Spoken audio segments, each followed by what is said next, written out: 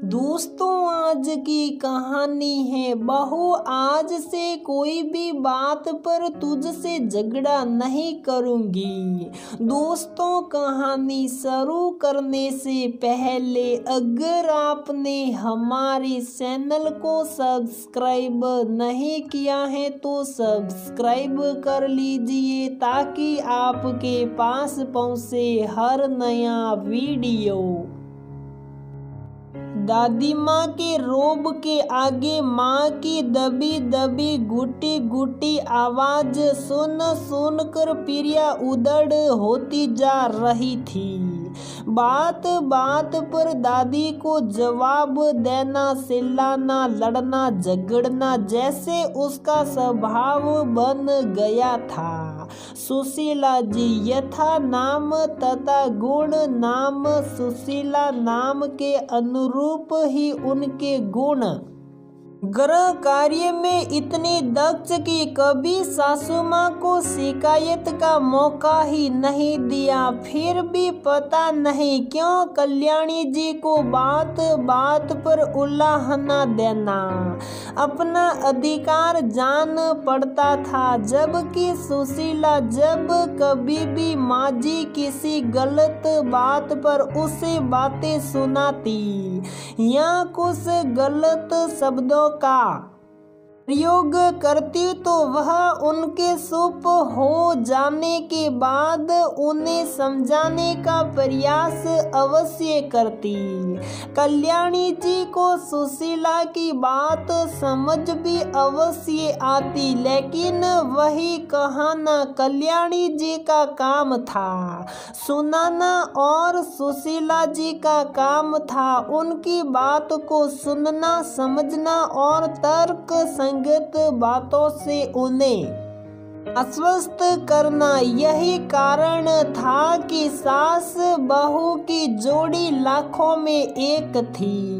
शायद वह कल्याणी जी का प्यार जताने का अपना एक अलग तरीका था। सुशीला जी प्रिया को भी यही संस्कार दे रही थी। उनका कहना था, एक सुप 100 सुख, मनुष्य की एक सुपी उसके 100 सुखों को जन्म देती है। गलत के आगे झुकना नहीं सिखाया उन्होंने, लेकिन बड़ों के सामने कभी कभी उनकी बातों को सुन लेना, उसके बाद तर्क समस्त उदाहरणों से उन्हें उस बात को समझा देना क्या बुराई है। सुशीला जी प्रिया को समझाने के लिए कहती, मैं मानती हूँ बड़े लोग कभी कभी अपने बड़े होने का अधिकार जता देते हैं, तो हम क्यों ना छोटे होकर उनके अधिकारों को सिरमौर बना ले। समय बीतता गया, प्रिया पढ़ लिख कर बड़ी हो गई, विवाह हुआ, ससुराल जाने की घड़ी नजदीक आई तो सुशीला जी ने उसे बड़े प्यार से गले लगाया और कहा, बेटी तू बड़ी हो गई है, सही गलत का फर्क जानती है, गलत के आगे कभी झुकना नहीं और बिना बात किसी से झगड़ना नहीं। हाँ, अगर हमारे बड़े कभी कुछ कहते हैं तो हमें उनकी बातों को समझना होगा और उनका गुस्सा ठंडा होने पर उन्हें हकीकत से रूबरू कराना होगा। हमारी एक सुपी घर में सुख शांति का वातावरण ला सकती हैं। ससुराल की दहलीज पार करते ही प्रिया में समझदारी का आगमन हुआ। प्रिया की सासू माँ का स्वभाव भी कल्याणी जी से मेल खाता था। कभी कभी बेबात ही जोर शोर से बोलने लगती, लेकिन प्रिया ने उनकी बात का कभी जवाब नहीं दिया। ना ही बुरा माना। हाँ, कभी कभी जब दोनों सास बहू बैठकर चाय पीती या गप सप करती, तब प्रिया सासू माँ को इस बात का एहसास जरूर करा देती। माँ जी, कल जो बात आप कह रही थी वह सही नहीं थी। प्रिया की सासू माँ बात को समझकर अपराध बोध से शर्मिंदा हो कहती, क्या करूं? प्रिया बहू आदतन बोल जाती हो, ज्यादा बोलने की आदत जो ठहरी। एक दिन प्रिया की तबीयत थोड़ा गड़बड़ थी। अब एक ही शहर में होने के कारण सुशीला जी यानी कि प्रिया की माँ और पापा प्रिया से मिलने आए। बातों ही बातों में सुशीला जी ने कहा, बहन जी प्रिया, अगर कभी कोई गलती हो जाए या किसी बात पर वह आपसे नाराज हो जाए तो आप उसकी बात का बुरा मत मानना।